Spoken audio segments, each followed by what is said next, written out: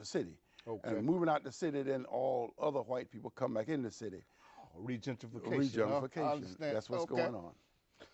So when things start to get chaotic, they say that certain things are not just done, they're planned.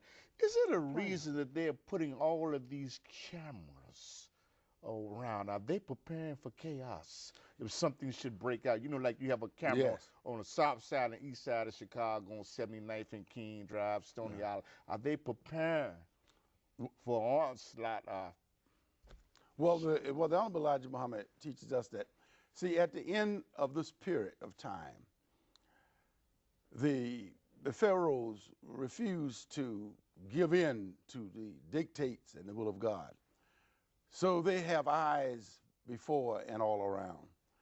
So they have these cameras out so they can pick up, these cameras can pick up a voice of people a mile radius. And you out there running off at the mouth, talking about how many drugs you selling, Yes, sir. and all of that. They're picking up all that. They even see your face. Yes, sir. And all of that. So when they get ready to make their move, when black people, when one day soon, when the supermarkets will be closed, National Guards and police officers and firemen will be standing in the front of the supermarket with fixed bayonet and drawn guns. Black people won't have no food. They will want to riot. Well, the white men have already set up camps to put them in. Yes, sir. And many of them will die from hunger because black people eat 3 meals a day. Yes. And if you can't find 2 meals to eat, your stomach and your mind gonna tell you, gonna dictate to you, well, you're gonna fight, you're gonna go to war. So the white man already know how he gonna deal with you, because now he's telling you to turn in your guns.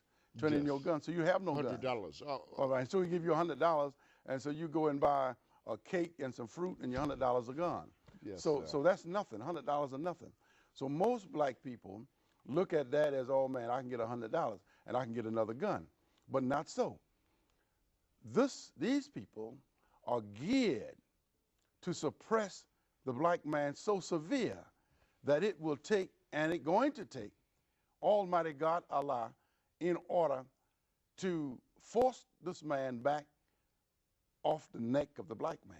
Yes, sir. And this comes about by the anger of God and the plagues of God and the pestilence of God.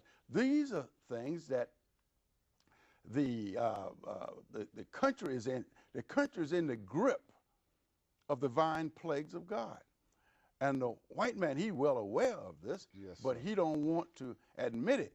He plans a plan, and Allah plans a plan, and Allah is the best of planners. So you're saying that for the evil, the Caucasians or Europeans perpetrate on people of color like a firestorm, man, infestation of fire ants and killer bees, that is a chastisement, is that? Yes. Well, see, the Honorable Elijah Muhammad teaches us the black people are good by nature. The black people are righteous by nature. But we have allowed this man to come up. And as he comes up, he is called many things. But by his right name, the black people don't know him. So black people look at him when the white man would tell you, I got red blood and you got red blood, so we're both the human being. No, we're both not from the same father. Yes, sir. Because there is a fly that has red blood. Yes, sir. But the fly is not your brother. There's a hog that have red blood, and the hog is not your brother. Definitely not my brother.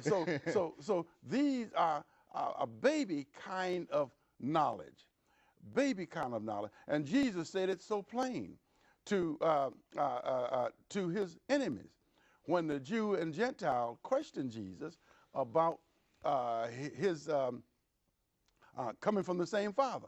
Jesus said, oh no, I didn't come from your father, nor did you come from mine. Say, you of your father the devil, and the lust of your father you will do. He was a liar from the beginning and abode not in the truth. Now here Jesus telling him of his father. So Jesus' father was different than that of the European's father. There's 2 different fathers involved. One is evil and one is righteous. Yes. You know, when you talk of people being put on the streets and camps, there are people that are experimenting by putting chips in people's fingers to say that I can identify you. You can get through the line a lot faster if you put this chip in. When it gets so chaotic and we get in a quagmire such as this, will they be told to take a chip while they will not be able to eat or get a paycheck? I would say the mark of the beast, but I'm asking because will they be asked to? Well, the Honorable Elijah Muhammad teaches us most black people have the mark of the beast. The mark of the beast is their ideology and their names. When you have the name of the beast, you go down with the beast. And you have his thinking and his way, you go down with the beast.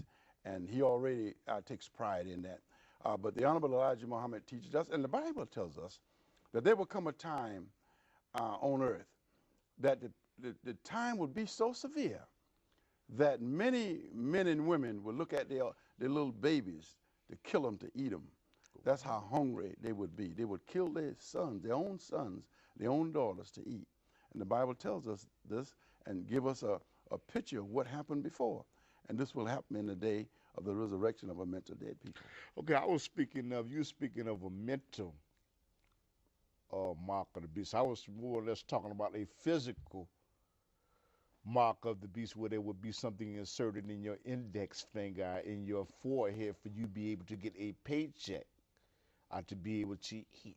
Well, what should you do if you presented with a situation like that? What should you do? Well, they may try to put it into the finger or under the skin of the man, but like I say, the devil makes a plan, Allah makes a plan. They won't be able to pull off a lot of things they have in on the board.